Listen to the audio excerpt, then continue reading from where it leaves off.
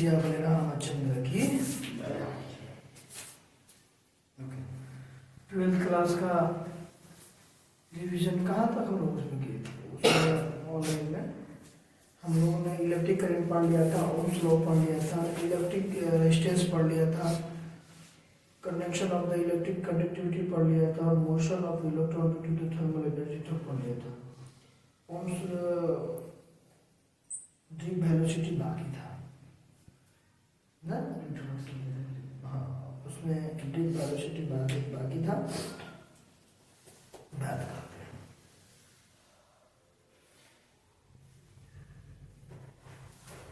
Drip velocity के बारे में बात करते हैं।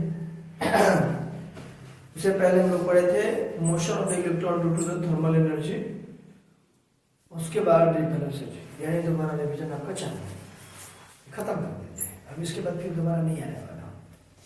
ओके, तो आते हैं हम लोग ट्वेल्थ क्लास का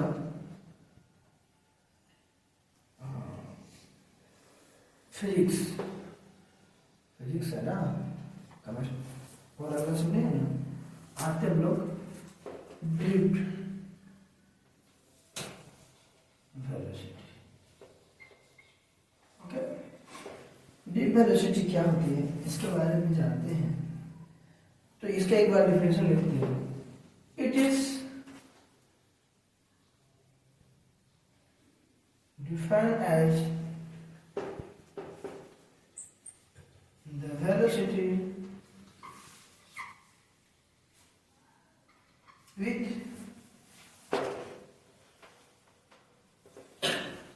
which the free electron get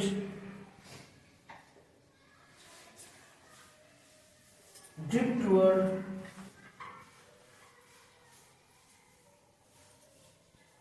the positive terminal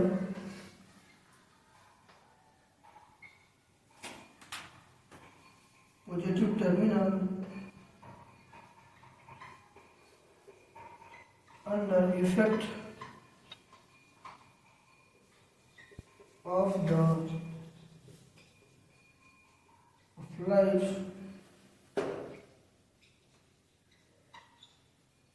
electric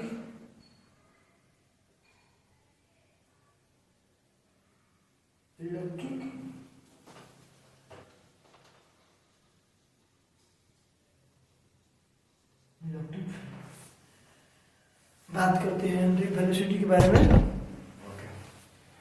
हमने ड्रिप वेलोसिटी के बारे में बताया। ड्रिप वेलोसिटी मतलब क्या होता है? फ्री इलेक्ट्रॉन्स किसको बोलते हैं? फ्री इंसान, जिस पर कोई चार्ज एक्टिव ना हो, ऐसा इंसान जिसे शादीशुदा नहीं हो, जिसे मैं अभी शादीशुदा नहीं हूँ, फ्री इलेक्ट्रॉन मतलब जिसमें कोई चार्ज एक्टिव नहीं, किसी के लगाव नहीं, एकदम फ्री जिंदगी चल रही है। तो फ्री इलेक्ट्रॉन हम पढ़ रहे हैं इलेक्ट्रिसिटी का revision class, only revision class है। तो उसमें हमने ये सब थर्मल के अकॉर्डिंग जो भी हमारा इंटरनल रेजिस्टेंस में मतलब चेंजिंग आएगा, ऐसा हमने सब पढ़ लिया था। अब हमारा जो है आज का टॉपिक है, बहुत सारा टॉपिक है लेकिन स्टार्टिंग कर रहे हैं, कई लंबा क्लास चलेगा। ड्रिप वेलोसिटी मतलब कोई ऐसा कंडक्टर जिसमें क्या होता है, कोई चार्ज एक्टिव नहीं हो, फ्री इलेक्ट्रॉन्स कोई चार्ज एक्टिव नहीं हो। तो जब कोई भी चार्ज एक्टिव नहीं होगा उसके अंदर, तो उसका इलेक्ट्रॉन्स क्या रहेगा? वो फ्री रहेगा, अपने जिंदगी में मस्त रहेगा, किसी से कोई मतलब नहीं, जब तक कोई एक्सटर्नल वर्क ना काम करे इसमें। जिसे न्यूटन से फर्स्ट लॉ कहा जाता है। न्यूटन से फर्स्ट लॉ क्या कहलाता है? जब तक कोई बॉडी अगर मोशन कंडीशन में है तो मोशन कंडीशन में रहेगी, मोशन कंडीशन में रहेगी। जब बॉडी कोई रेस्ट कंडीशन में है तो रेस्ट कंडीशन में रहेगी, जब तक कोई एक्सटर्नल वर्क ना किया जाए, उसको एक्सटर्नल फोर्स ना अप्लाई किया जाए, वो ऐसे क्या कहलाएगी? एक ही चीज को बार बार पढ़ के बोरिंग लग रहा है, समझ में ज्यादा क्लियरिटी आएगी ना। तो बहुत सारा चीज रहेंगी, उसमें क्या होगा, चेंजिंग रहेंगी। वो तब तक जब तक एक्सटर्नल वर्क हम नहीं। उसी तरह जो फ्री इलेक्ट्रॉन्स है, इसका जो फ्री इलेक्ट्रॉन्स है, एक फ्री वायर जिस पर कोई चार्ज एक्टिव नहीं है, उनके टर्मिनल्स पर कोई चार्ज एक्टिव नहीं, उनके अंदर कोई चार्ज नहीं है, तो इस पर क्या करेंगे, एक बैटरी थ्रू हमने एक्सटर्नल लगा देते हैं, एक्सटर्नल लगा देते हैं बैटरी थ्रू। क्या करते हैं, हमको बैटरी बनाने नहीं आया, लगा देते हैं। तो जब लगाएंगे तो क्या होगा, जब इस पर कोई एक्सटर्नल चार्ज लगाएंगे, एक्सटर्नल चार्ज मतलब कोई बैटरी लगाएंगे, बैटरी लगाएंगे, इधर कहाँ खो गए, सुबह सुबह का टाइम है, ठंडी का समय है, इधर ध्यान देने का। तो जब कोई बॉडी पर एक्सटर्नल वर्क करेगा, मतलब कैसे, इस ये वायर है, आखिर फ्री इलेक्ट्रॉन्स कहाँ रहेंगे, मेटल के अंदर रहेंगे ना, कोई लकड़ी के अंदर तो रहेगा नहीं। जिस इसमें बोलता है, it is defined the velocity with which the force electron get drive toward the positive terminal under the effect of the applied electric field. क्या करेंगे, उसके अंदर हम लोग इलेक्ट्रिक फील्ड अप्लाई करेंगे, किसके अंदर, जो हमारा टर्मिनल से, जो हमारा सर्किट है, जो हमारा एक कोई भी वायर है, वो इसमें क्या है, फ्री इलेक्ट्रॉन है। तो जब इस पर हम अलाउ किए, एक्सटर्नल फोर्स अप्लाई किए, मतलब सॉरी एक्सटर्नल कोई डिवाइस लगा दिए, जिसे बैटरी लगा दिए, बैटरी के द्वारा इसमें क्या किया, एक इलेक्ट्रिक फील्ड जनरेट हुआ, और ये क्या हुआ, इसके अंदर पास हुआ। तो जो इसकी इलेक्ट्रॉन्स, फ्री इलेक्ट्रॉन है, वो अपनी पोजीशन को क्या करेगा, क्या करेगा, चेंज करेगा चेंज। तो इस पोजीशन को चेंज करेगा, यानी वो यहाँ था तो बोलेगा मैं यहाँ खड़ा हो जाता हूँ, वो अपनी पोजीशन को चेंज करेगा, यानी उसकी पोजीशन को चेंज करेगा। तो कोई भी वेलोसिटी क्या होता है, कोई भी बॉडी में चेंज होता है विथ रिस्पेक्ट टू टाइम। तो जब ये क्या होगा, जब चेंज होगा, तो इसी को क्या बोलते हैं, ड्रिफ्ट। बात समझ गया, क्या बोल रहा है, it is defined as the velocity with which the force sorry free electron, क्या है, फ्री इलेक्ट्रॉन जब तक कुछ लगा नहीं है, and the drive together the positive terminals under the effect of the, किसके द्वारा इफेक्ट होगा, इलेक्ट्रिक फील्ड। इलेक्ट्रिक फील्ड कोई भी हम एक चीज बना के उसमें क्लोज सर्किट बनाएंगे। क्लोज सर्किट क्या होता है, आपको पता है क्लोज सर्किट क्या होता है, जो करंट क्या होता है, फ्लो होता है। ओपन सर्किट क्या होता है, कहीं से अगर ब्रेक हो जाए, मतलब उसमें इलेक्ट्रॉन फ्लो होना बंद हो जाते हैं, वो हमारा क्या कहलाता है, ओपन सर्किट। लेकिन ये क्लोज सर्किट में जब तक तो अप्लाई करेंगे ना उसके अंदर। ये था आपका ड्रिफ्ट वेलोसिटी के बारे में। तो अगला टॉपिक हम आते हैं, अगला टॉपिक लिखाना तो पड़ेगा,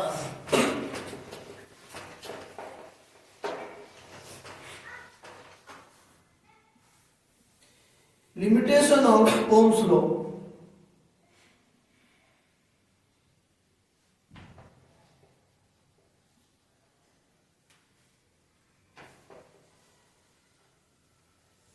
कितने बजे खुलता रुका, देखो limitation of Ohm's law.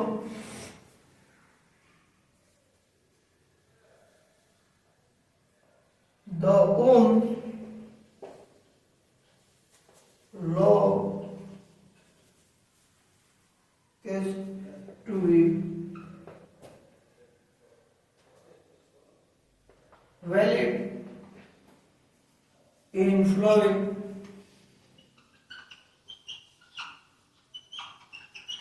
case. First is a V case to be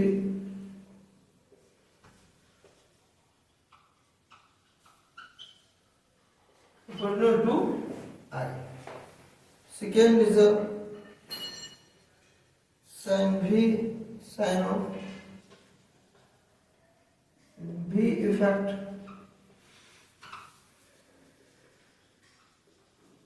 the relation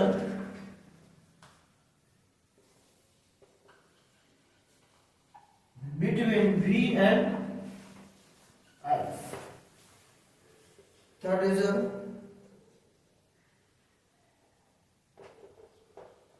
there is more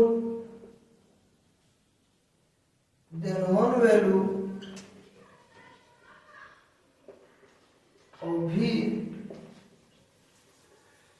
for the same current. Okay, ये चीज के बारे में हम लिमिटेशन के बारे में पढ़ेंगे। किसका limitation? Ohm's law. Ohm's law का डायग्राम क्या है? ये हमारा क्या होता है? ये होता है कि नहीं होता है? ये होता है। तो ये क्या बोल रहा है? भी यानी और किसके डायरेक्टली प्रोपोर्शनल है? यानी हमने बताया था अगर मान लो एक पॉइंट यहां पर अगर जितना आई होगा वो क्या होगा उतना ही यहां बढ़ेगा, ये हमारा क्या रहेगा? कांस्टेंट रहेगा। इसकी क्या है? लिमिटेशन है। इसकी क्या है? लिमिटेशन। इसकी क्या है? लिमिटेशन। अरे भाई थोड़ा सा डाउन मार्कर नहीं चल रहा, ठीक है? स्टेप बढ़ते चला जाएगा। ओके, तो कहने का मतलब ये है कि ए affected the relation between V and I, यानी and there is a more than the value of the V for the same current. Okay, आखिर ओम्स लॉ जो होता है, ओम्स लॉ का यानी देखो कोई भी चीज का एक लिमिटेशन होता है। लिमिटेशन आप कहोगे कहीं और जाएगा, यानी किस केस में यूज होगा? मतलब किस केस में? यानी directly proportional I equal to I proportional V। तो दूसरी चीज किसके बीच में रिलेशन निकालता है? V एंड I के बीच में इनकी एक रिलेशन निकालता है, इनके बीच के अंदर रिलेशन निकालता है। और देखा बोल रहा है जितने भी वैल्यू होगा वोल्टेज एंड सेम करंट का क्या रहेगा दोनों का, इस सामने बताते गए सेम होते जाएगा। तो मतलब ये कहने का मतलब कि कोई भी साइंस का चीज जो भी लॉ दिया जाता है तो लॉ का हर लिमिटेशन होता है, वो कहाँ तक काम करेगा। जैसे आप यहाँ आए हो तो आपका भी कोई लिमिटेशन है कि आप कितने घंटे पढ़ना है, इससे अधिक पढ़ोगे तो पागल हो जाओगे। पागल नहीं मतलब दिमाग काम नहीं करेगा, फिर चाय पानी फिर पी क्या होगा, फिर आप क्या करोगे? पियोगे, फिर से पढ़ाई करोगे। तो कहने का मतलब कि सभी चीजें क्या होता है, आप एक लिमिट पर कंट्रोल नहीं बोलते, लिमिट से ज्यादा और लिमिट से कम भी बहुत बेकार होता है। यानी कोई बोलेगा नहीं ज्यादा पढ़ोगे ना तो आप पागल हो जाओगे। अच्छा हम पढ़ भी नहीं करेंगे, पागल नहीं होंगे, ये भी बेकार है। और पूरे 24 घंटा कोई बोलता है ना कि मैं 18 घंटा 20 घंटा पढ़ता हूँ, उससे बड़ा गधा कोई ऐसा होता है कि वो 18-20 घंटा 20 घंटा पढ़ेगा, सोएगा कब भाई? अगर 20 घंटा पढ़ेगा ठीक है, 4 घंटा सोएगा, बाकी काम कब करेगा? ओ लैट्रिन कब करेगा, बाथरूम कब करेगा, खाना कब खाएगा, नहाएगा कब? अरे भाई कोई तो चाहिए। पढ़ते हम मान सकते हैं कभी समय होता है 10 से 12 घंटा 14 घंटा तक नहीं पढ़ सकते, कोई काम नहीं है तो फिर उनको रोज नहीं पढ़ सकते हो 15 घंटे, पॉसिबिलिटी नहीं है। हाँ 10 घंटा 12 घंटा 10 घंटा 12 घंटा पढ़ सकते हो, इतना पॉसिबिलिटी है। क्योंकि बॉडी है ना, बॉडी का आराम से, तो उसकी क्या एक लिमिटेशन है, उसकी क्या एक लिमिटेशन। उसी तरह ओम्स लॉ का रूल क्या था? ओम्स लॉ कहां से लाया गया? हमारा जब किसी भी करंट वायर में जब इलेक्ट्रॉन फ्लो हो रहे हैं, तो हमको पता चला है कि जो हम इधर से 10 एम्पियर छोड़ रहे हैं इधर हमको 8 एम्पियर मिल रहा है। आखिर 2 एम्पियर कहां जा रहा है? आखिर कुछ तो है इस करंट और पोटेंशियल डिफरेंस में, वोल्टेज में कुछ तो है। यहाँ पर जो हमको रोक रहा है कुछ तो कांस्टेंट है जो हर जगह पे एक ही साइड लग रहा है, कुछ तो है जो हर एक पॉइंट पे एक ही जगह पर एक ही वेरिएबल आ रहा है, एक ही सिस्टम आ रहा है, कुछ तो है जो इसके अंदर विद्यमान है। उसी को बोला गया चलो ये रेजिस्टेंस है जिसको आप से डोनेट करते हैं, तो इनका ओम्स लॉ के अकॉर्डिंग दिया गया था है? तो ओम्स लॉ में अकॉर्डिंग दिया गया था, तो कुछ उसका लिमिटेशन होगा, ये कहाँ तक काम करेगा। जैसे अभी मैंने डायग्राम बनाया, इसमें लिमिटेशन दिखाई दे दिया, आपको दिखाई दिया ना, ये पूरे डायग्राम का तीनों फिगर थ्रू है क्वेश्चन। तो कहने का मतलब ये है कि आपके जो वेरिएबल रहेंगे उसको भी ध्यान देना है, जो कांस्टेंट रहेंगे उसको भी ध्यान देना है। ये क्या होगा, ओम्स। तो जब रेजिस्टेंस फाइंड आउट करते हैं ओम्स लॉ के द्वारा, ओम्स लॉ के द्वारा जब हम फाइंड आउट करते हैं, ओम फॉर्मूला हमारा अकॉर्डिंग, उसी अकॉर्डिंग जो हमारा कंडीशन होते थे, इससे बाहर नहीं। ऐसा है कि अब चलो हम काम करते हैं सर, हम इसमें कुछ और ही निकालते हैं, नहीं निकलेगा ना जी। एक करंट और वोल्टेज के बीच में आएगा ना, कहोगे चलो इसका फ्लो निकालते हैं, ऐसा थोड़ा होगा। तो सब चीज क्या होता है, एक अलग अलग काम करता है, ठीक है।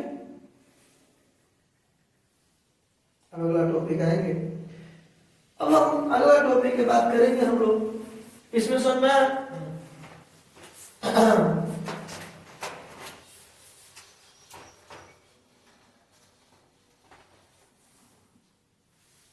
बंद नहीं ना हमारे फैक्टर दैट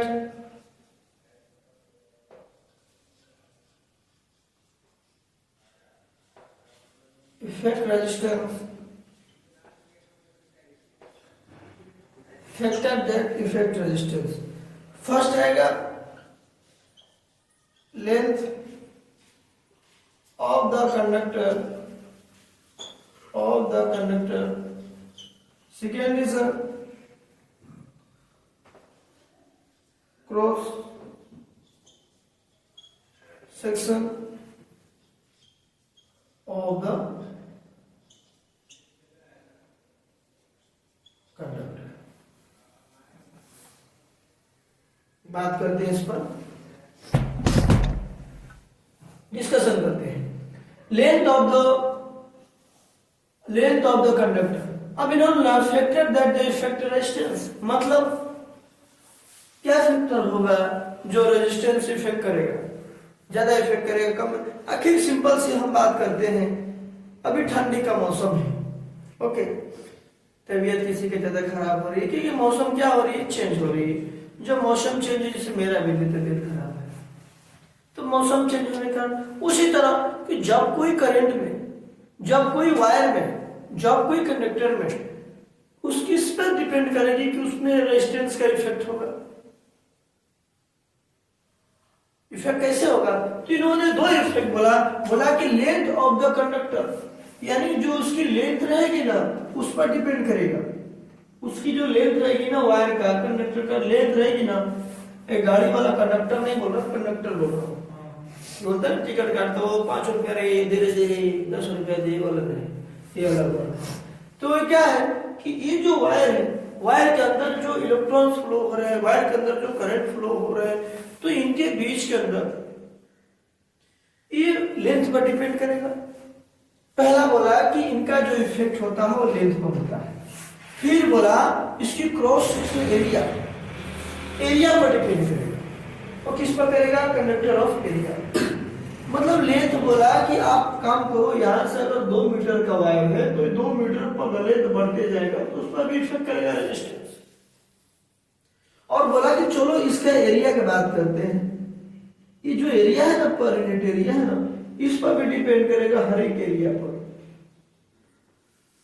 अब लेंथ तो बढ़ेगा, एरिया मोटाई बढ़ जाएगा, एरिया बढ़ जाएगा तो क्या होगा, इफेक्ट बढ़ेगा ना।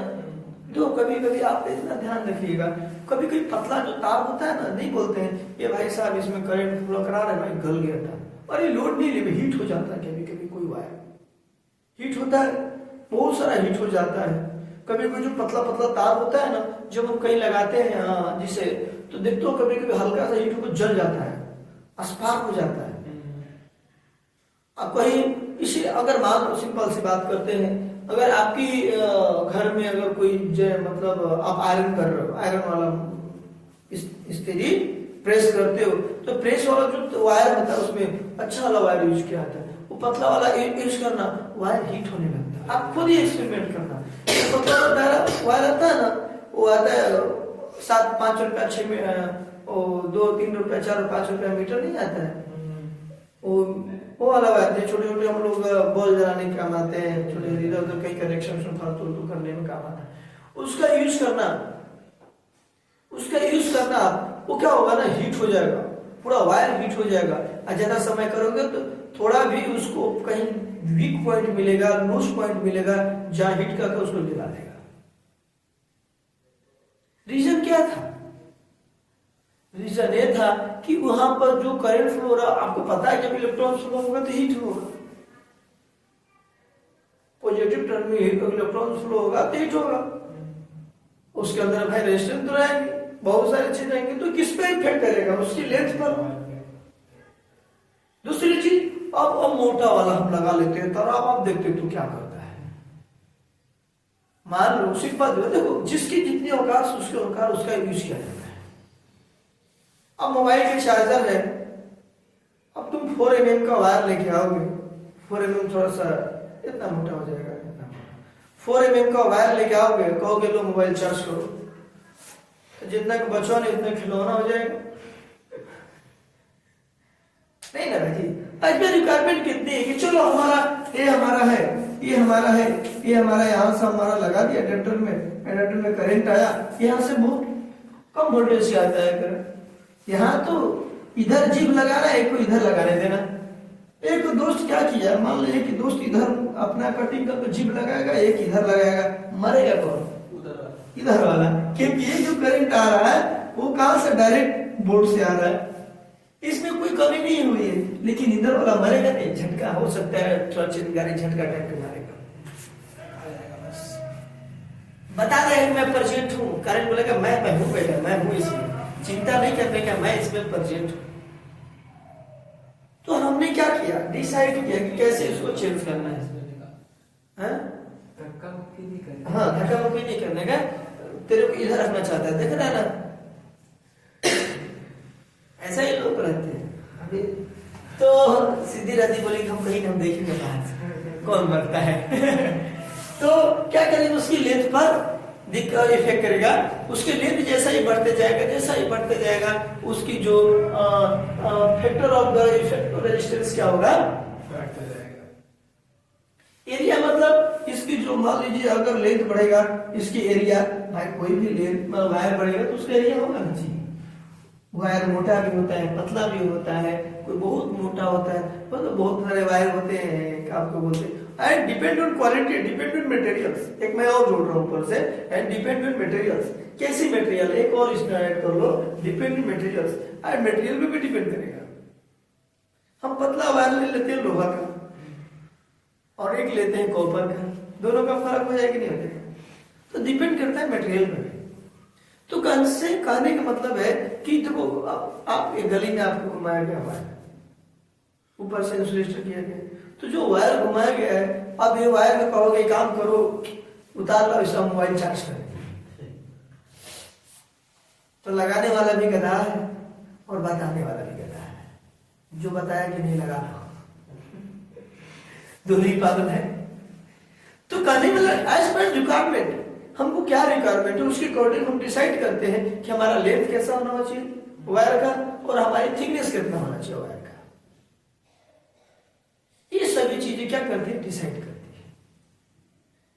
तो ये सभी चीजें क्या करती है, डिसाइड करती है। मान लो इसका एरिया पतला है, 4 mm का, 2 mm का, एरिया बढ़ गया, एरिया बढ़ेगा, और एक एरिया वाला ऐसा वाला वायर ले लेते हैं। इन दोनों में फर्क है कि नहीं है?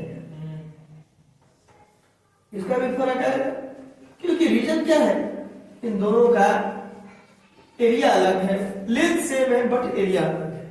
उस पर भी क्या करेगा, रेजिस्टेंस इफेक्ट करेगा, उसका भी इफेक्ट करेगा resistance. Okay,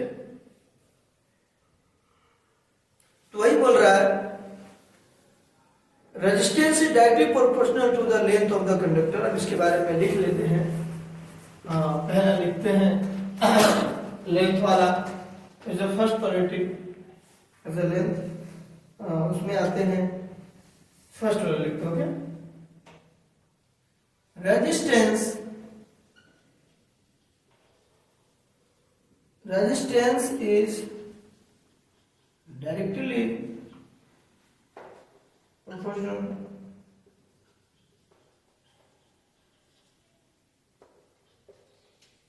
to length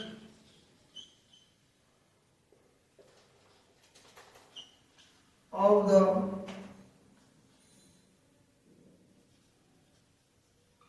conductor. Okay.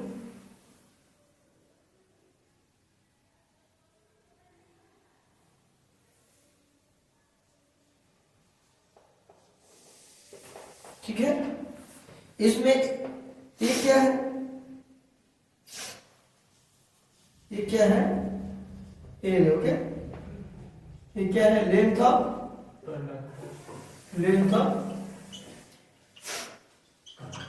ठीक है. दूसरा चीज हम लिखेंगे रेजिस्टेंस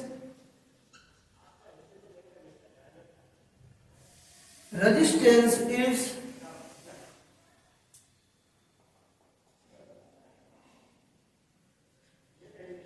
इनवर्सली, जिसे हमारा नहीं चल रहा, कैसे भी दबा के चलाना है, कब दुकानों खुले जाए 9 बजे के बाद, टू द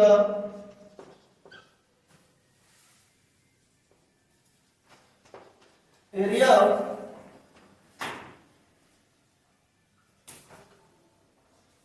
क्रॉस सेक्शनल, इसीलिए मैं बोल रहा हूं ताकि कोई लिख लेगा, क्रॉस सेक्शन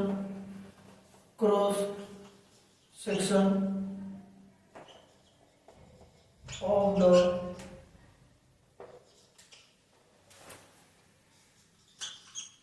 conductor.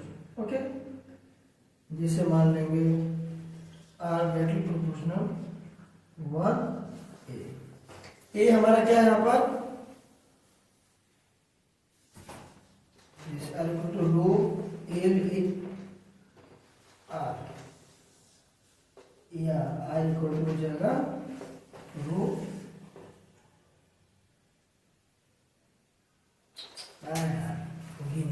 क्या बताए, नहीं दिखाई देगा, कोई बात नहीं, हम दिखाई देंगे, कोई बात नहीं, दिखाई दे रहा है बहुत. अभी हमने बात किया था,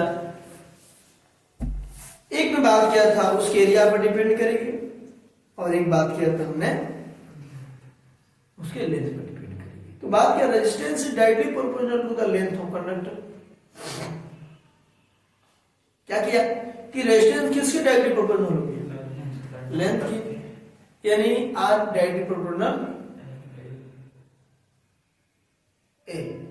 ओके, तो ए यहां पर क्या है, लेंथ ऑफ कंडक्टर की लेंथ ऑफ बस, क्या कुछ नहीं, कंडक्टर बस में होता है. तो यहाँ पर जो हमने रो यूज किया था, cross section of the conductor resistance is inversely proportional to the area of the cross section of the conductor. Okay, मतलब एरिया बढ़ेगी तो रेजिस्टेंस भी increase. Okay, the proportionality constant is called the electric, और resistivity को किससे denote करते हैं, रो से डिनोट करते हैं. ओके, प्रोपोर्शनल कांस्टेंट जो होता है, electric resistivity of the materials of the conductor is known as the specific resistance. Okay, ये सभी चीजें, और उसके बाद ऐसा यूनिट रेजिस्टिविटी को क्या बोलते हैं, ओम मीटर. क्या बोलेंगे हम लोग, ऐसा यूनिट क्या हो जाएगा, ओम मीटर. अगर कोई पूछता है कि रेजिस्टिविटी का ऐसा यूनिट क्या होता है, ओम मीटर. आखिर ओम मीटर इसलिए बोला जाता है कि मीटर क्या है, हमारा एरिया है, लेंथ है ना, इस लेंथ को आता है. ठीक है, ये हमारा हो गया इसके बारे में. इसके बारे में पढ़ते हैं, नहीं लिख पा रहा हूं मैं. Resistivity is the characteristic property of materials only depend on nature of the materials and not in the dimension. अब क्या होता है, सिंपल से बात करते हैं. हम आपको बोला था अभी 2 मिनट पहले, जब 2 पॉइंट हमने क्या बोला, उसकी मटेरियल पे भी डिपेंड करेगा, उसकी नेचर पर डिपेंड करेगा. उसकी क्या व्यवहार है, वो कैसा आपसे व्यवहार करता है, कैसा व्यवहार करता, नहीं बोलता अरे यार आदमी बहुत बेकार आदमी है, जब देखो तब मारने लगता है आदमी, यार जब देखो गुटखा खाता है, बोलता है एकदम मुंह से एकदम मांस भाप, क्या बोलते हैं भास भाप क्या बोलते हैं, नहीं मुंह से बदबू आती है, जब देखो तब बदबू आती है। तो कम से कम कहने का मतलब ये है कि उसकी क्या है नेचर है, ये बोलते इंसान के नेचर और सिग्नेचर कभी नहीं बोलते हैं, कहने वाला बहुत गलत बोला है, ये दोनों बदलते हैं, सिग्नेचर तो रोज करते करते अलग हो जाता है, ऐसा नहीं कि नेचर सिग्नेचर नहीं बदलते, नेचर और सिग्नेचर दोनों बदलते हैं। ये कहने वाला शायद उसको नहीं पता होगा कि कलयुग चल रहा है, यह नेचर कैसे चेंज होता है।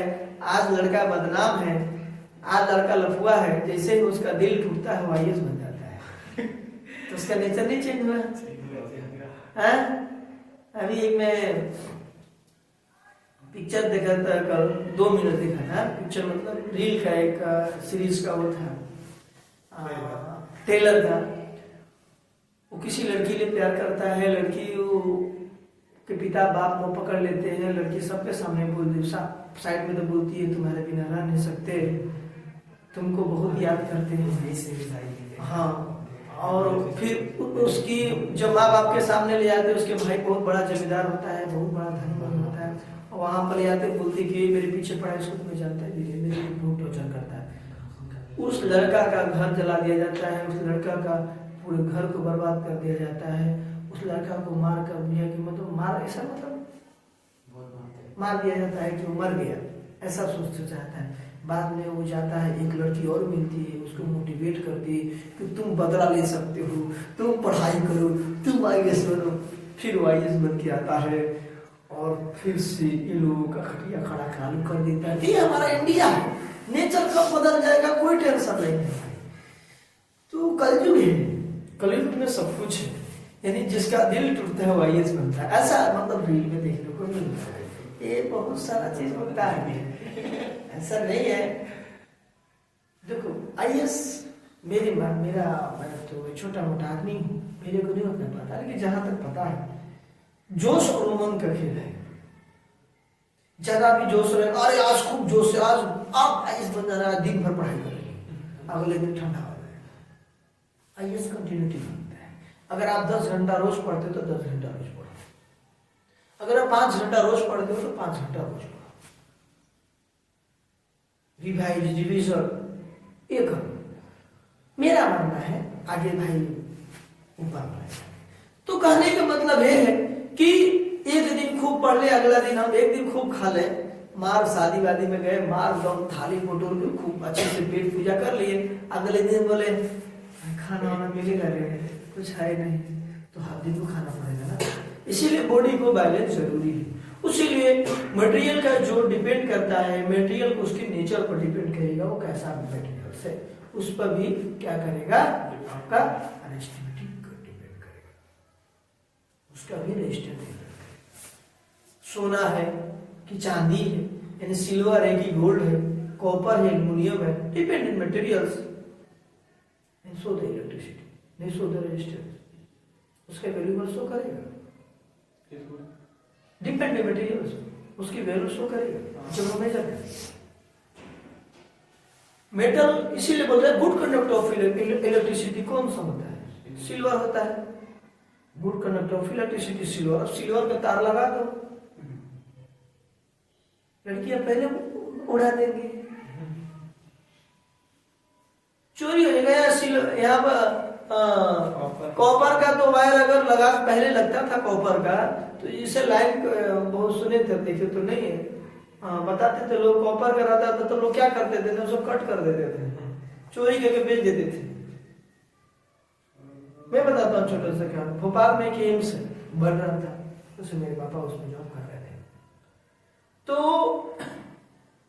बिल्डिंग रेडी था, वायरिंग हो गया था पूरे कॉपर का, तो पूरा उधर सब लोग रूम पाकर सो जाता है भाई, रात को कौन देखता है, सिक्योरिटी वाले से मिल के वो पूरा कॉपर का वायर काट उठ कर सब ले गया। अब बता, अपनी कंपनी फिर से खरीद लाई, फिर से। तो क्या होती है ना कि भारत है, हमारा भारत पूरे देश को प्रतिनिधित्व करने की भी क्षमता रखता है, और कुछ बेवकूफ चुतिये भरे पड़े हुए हैं जो भारत को बदनाम करके पड़े। ओके, चोर है, वो मेहनत करके नहीं खा सकते हैं, खा सकते, उनके वजह से अच्छे लोग भी बदनाम हो जाते हैं। ओके, इसीलिए मेहनत करो, आगे बढ़ो और अपनी नेचर और सिग्नेचर बदलते रहो। ऐसा नहीं कि नेचर नहीं बदलेगा, बदलेगा। ठीक, आगे का टॉपिक हमारा है, आगे का टॉपिक ले थोड़ा सा विराम लेते हैं।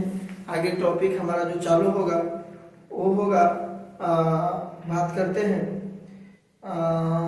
कंडक्टिविटी। कंडक्टिविटी में हम पढ़ेंगे कि the reciprocal of the resistivity is known as the conductivity.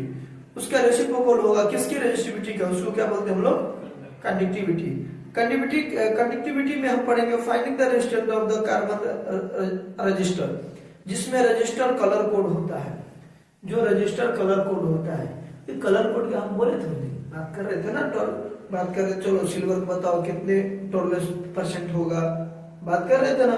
ये किसका था, रजिस्टर ऑफ कलर कोड के बारे में जानेंगे। ये कलर कोड के बारे में अगला टॉपिक जानेंगे। फिर जानेंगे सुपर कंडक्टिविटी क्या होता है, थर्मिस्टर क्या होता है, इलेक्ट्रिक एनर्जी क्या होता है, इलेक्ट्रिक पावर क्या होता है, इलेक्ट्रिक सेल क्या होता है, एमएफ क्या होता है, कॉम्बिनेशन ऑफ द सेल क्या होता है, सीरीज में, पैरेलल में, और किरचॉफ लॉ क्या होता है। किरचॉफ लॉ, दो लॉ, फर्स्ट लॉ और सेकेंड लॉ, दोनों लॉ की बात करेंगे। वेस्टस्टोन ब्रिज का क्या काम होता है, उसके अंदर गैल्वेनोमीटर का यूज क्यों किया जाता है, उसके बाद मीटर ब्रिज का काम क्या होता है, स्केल का रेंज क्या होता है, उसके बाद इसका केस के बारे में एनालिसिस करेंगे, पोटेंशियल मीटर के बारे में बात करेंगे, इसका एप्लीकेशन के बारे में बात करेंगे, इसका एडवांटेज के बारे में बात करेंगे, और इसके डिसएडवांटेज करने के बारे में बात करेंगे, और इसकी यहीं तक हम कहानी खत्म कर देंगे।